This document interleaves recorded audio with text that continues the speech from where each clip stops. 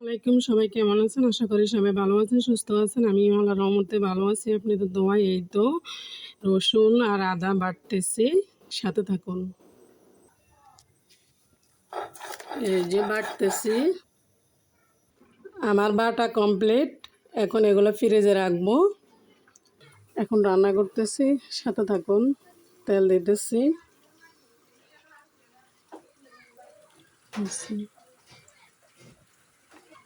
পেঁয়াজ দিতেছি, মশলাগুলো অ্যাড করছি।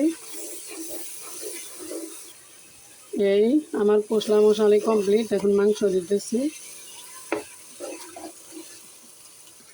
মাংসগুলো দিয়ে দিছি। এখন নাড়তেছি, আধা ঘন্টা কষবে আস্তে আস্তে। ঢাকনা দিয়ে দিছি, কষতে থাকুক, একটু পরে আসবো। এখনো কষতেছে।